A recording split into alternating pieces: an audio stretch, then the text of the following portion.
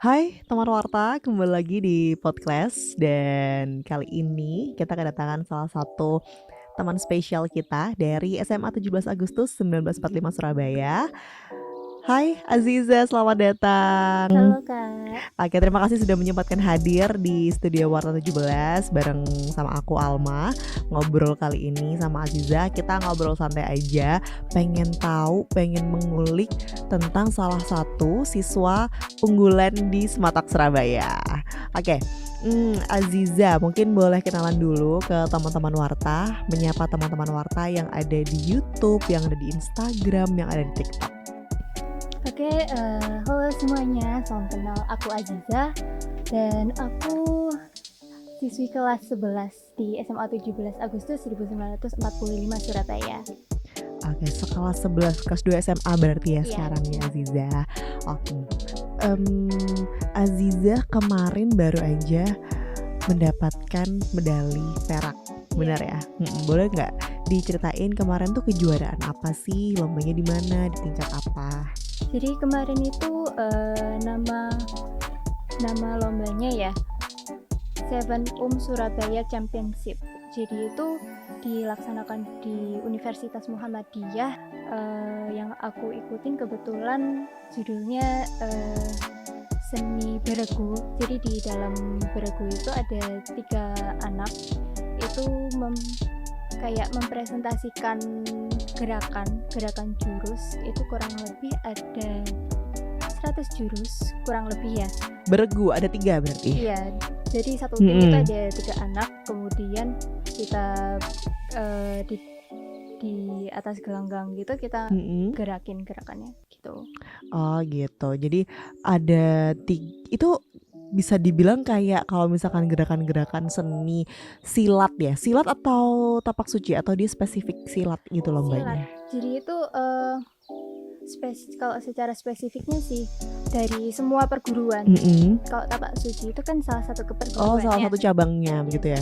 Perguruannya. Kalau saya bukan dari tapak suci. Perguruan saya namanya Perisai Hati Surabaya. Oh, Perisai Hati. Itu bukan PSHT ya? Beda ya? Bukan. Beda sama PSHT. Oke, jadi Aziza ini cabang olahraganya yang spesifiknya itu Perisai Hati. Iya. Gitu. Dan tapi emang tandingnya dari semua cabang olahraga silat. Iya, benar. Sekota Surabaya tingkatnya? Nasional. Jadi ada yang dari luar kota juga. Nasional, luar biasa. Dan ternyata Sematak meraih juara 2 ya, medali perak di Seven Championship Surabaya. Itu berarti tahun ke-7 perlombaan ini diadakan. Bener ya, tahun ke-7. Sebelum-sebelumnya Aiza udah pernah ikut kompetisi ini belum? Sudah pernah, yang kurang lebih ke-5 sama ke-6. Yang ke-5 sama ke-6 berarti ini yang ketiga kalinya ikut. Iya, ketiga kalinya. Terus yang pengalaman sebelumnya belum mendapatkan medali ya pada saat itu ya? Yang ke-5 kurang lebih itu saya bukan ikut beregu tapi namanya Tunggal IPSI. Tunggal IPSI alhamdulillah dapat juara 1. Terus yang ke-6 itu juga Tunggal IPSI, dapatnya perak.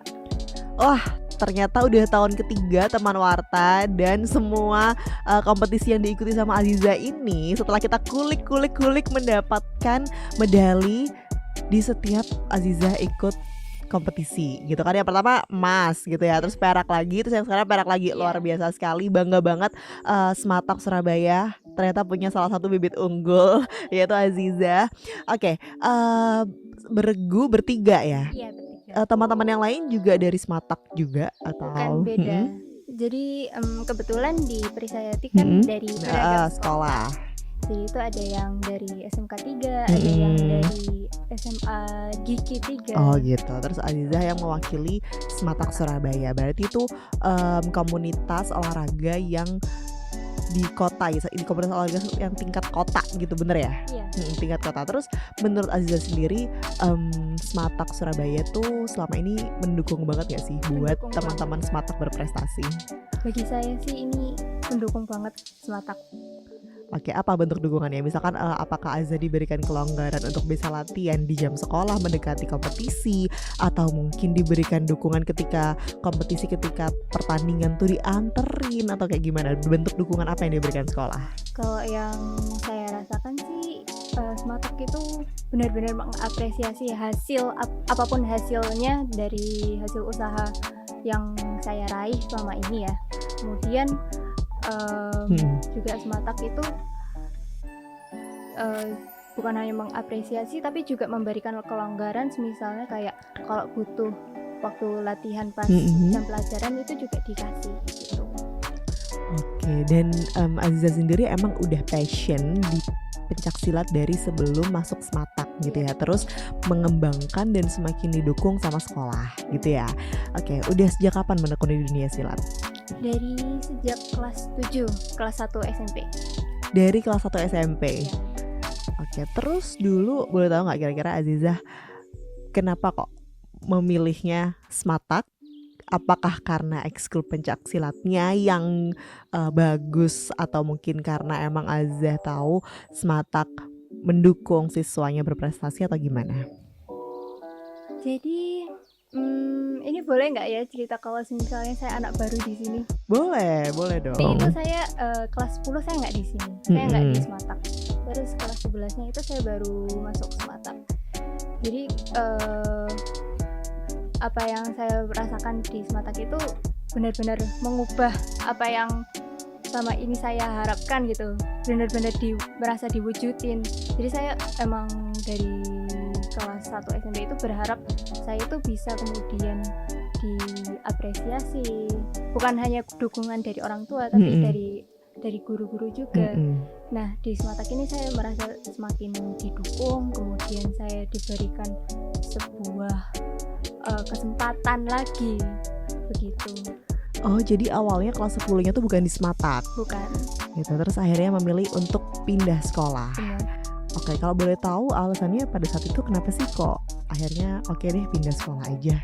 Karena menurut saya itu kayaknya sekolah lama saya itu kurang memumpuni saya untuk berkembang di non akademik gitu ya. Secara non akademik saya di silat ini. Jadi memang sekolah lama saya itu lebih cenderung ke akademik, dan kalau ada yang non akademik kayak kurang gimana gitu. Oke, mungkin kurang diapresiasi, mungkin berbeda dengan tujuannya Aziza gitu. Ya, boleh bisikin dong mana sekolahnya? Oh enggak boleh ya. Enggak boleh ya. Sekarang kita fokus ke masa depan di Sematak Surabaya. Terus perbedaannya ketika akhirnya memilih untuk pindah di Sematak, apa yang dirasain Kak Aziza? Apakah dukungan atau guru-guru yang atau gimana? Kayak new life gitu sih. Oh, new life. Perasaan yang berbeda, ada kayak perasaan atau apa ya, feelings yang benar-benar baru-baru banget dikasih. Kayak sebelumnya itu kurang atau enggak tidak pernah mendapatkannya, tapi di sini itu baru kayak oh my god, di sini kok bisa ya aku dibeginiin gitu. Oke, terus Aziza kaget nggak waktu mendapatkan medali itu tuh sampai di up ke media? Ya, di media-media gede dimuat, dan Aziza ini juga dimuat di beberapa media besar teman-teman. Salah satunya adalah detik.com. Ini luar biasa sih. Terima kasih juga Detik sudah memuat siswa berprestasi dari Sematak Surabaya. Kaget nggak waktu itu? Waktu itu kaget banget sih, tiba-tiba dikirimin link webnya itu sama guru. Terus itu baru saya lihat, ternyata di up ya gitu. Terus itu saya langsung ngabarin orang tua saya. Apa respon orang tua waktu itu? Waktu itu ya cuma bilang alhamdulillah. Terus itu ya waktu pas itu ngobrol-ngobrol kan sama orang tua, dia bilang ya alhamdulillah, semoga kedepannya bisa begini terus. Amin ya rabbal alamin. Semoga lebih baik lagi, nggak cuma di tingkat nasional aja, mungkin bisa ke berbagai kota di Indonesia dengan itu. Nah, tadi Aziza juga ada cerita di Sematak sangat didukung, sampai nggak nyangka gitu kan sebelumnya. Dan dari SMP sampai sekarang, pernah nggak sih kayak ngerasa burnout, ngerasa capek, ngerasa putus asa? Pasti ada kan ya momen-momen kayak misalkan kok kayaknya susah banget latihan ini, nggak semudah yang dibayangkan. Pernah nggak sih ngerasa kayak gitu? Ya pernah. Jadi itu ada di titik dimana kayak ngerasa kayaknya aku mending nggak usah ngelanjutin deh. Soalnya kayak antara kalah terus atau enggak dapatnya perunggu terus. Jadi kayak merasa ini kayaknya kena kutukan deh.